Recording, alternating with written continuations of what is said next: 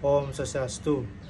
Di sini saya kelompok 2 akan membawakan presentasi manajemen SDM. Yang pertama dengan saya sendiri, Komang Restu Mahaputra dengan NPM 036. Yang kedua teman saya Imadi Dedi Setiadi dengan NPM 035. Yang ketiga ada Kadek Riki Bayu Ari Putra dengan NPM 041. Setelah itu ada Putu Arya Yudhistira dengan NPM 043.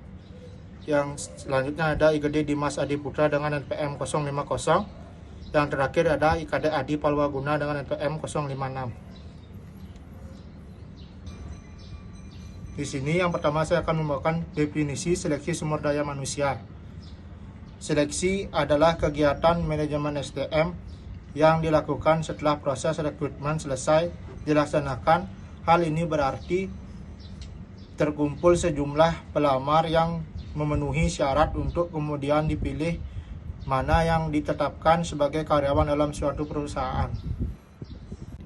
Baik, saya akan melanjutkan presentasi dari Komang Restu Mahaputra. Masukan seleksi. Analisis jabatan merupakan proses yang digunakan untuk mengumpulkan informasi tentang tugas, tanggung jawab, skill yang dibutuhkan, hasil dan lingkungan kerja dari suatu perusahaan. Dari menganalisis jabatan adalah kamu akan mendapatkan data sebanyak mungkin untuk menyusun deskripsi pekerjaan. Perencanaan sumber daya manusia adalah tahapan penting yang harus diperhatikan untuk tercapainya tujuan perusahaan. Kebijakan ini berkaitan erat dalam pengelolaan aset terbesar memiliki perusahaan, para karyawan dan manajer di semua level. Terlebih lagi, proses perencanaan SDM dapat mendorong produktivitas dan meningkatkan daya saing perusahaan sehingga tidak kalah oleh kompetitor. Di sini saya akan melanjutkan presentasi dari teman saya, Adi Palwaguna. Rekrutmen adalah proses penarikan sekelompok kandidat untuk mengisi posisi yang kosong.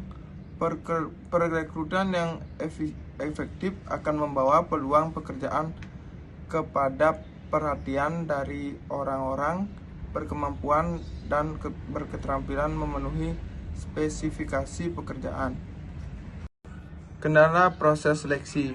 Suplai tenaga kerja. Penawaran tenaga kerja adalah jumlah tenaga kerja yang dapat disediakan oleh pemilik tenaga kerja pada setiap kemungkinan upah dalam jangka waktu tertentu. Kendala etika penyeleksi. 1. Standar moral para pelaku bisnis pada umumnya masih lemah.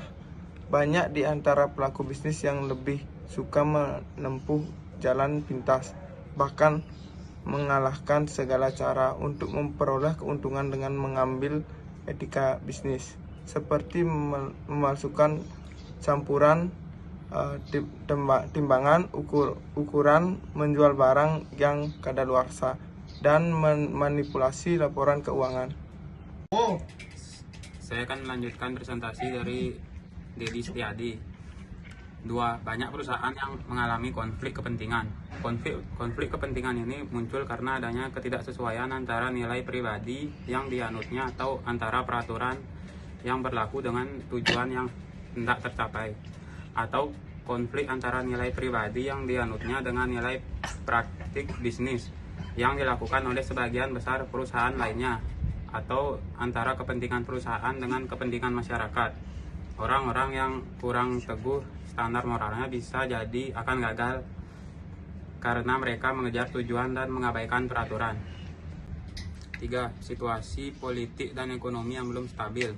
Hal ini diperkeruh oleh banyaknya sandiwara politik yang dimainkan oleh para elit politik, yang di satu sisi membingungkan masyarakat luas dan di sisi lainnya memberi kesempatan bagi pihak yang mencari dukungan elit politik guna keberhasilan usaha bisnisnya. Situasi ekonomi yang buruk tidak jarang menimbulkan spekulasi untuk memanfaatkan peluang guna memperoleh keuntungan tanpa menghiraukan akibatnya.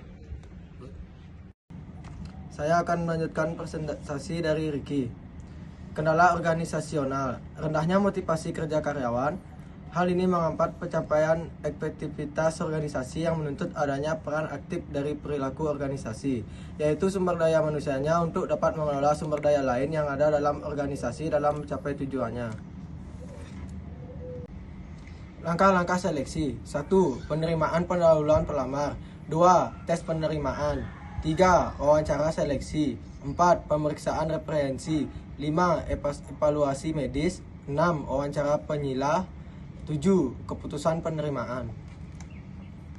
Saya akan melanjutkan presentasi dari Dimas. Langkah-langkah seleksi proses wawancara. 1. Persiapan wawancara. 2. Pengarahan atau penciptaan hubungan. 3. Pertukaran informasi. 4. Terminasi. 5. Evaluasi. Langkah-langkah seleksi. Langkah-langkah seleksi. 1. Pemeriksaan referensi. A. Personal referensi. B. Employment referensi. 2. Evaluasi medis atau pemeriksaan wawancara. Ketiga, wawancara atasan langsung. 4. Keputusan penerimaan.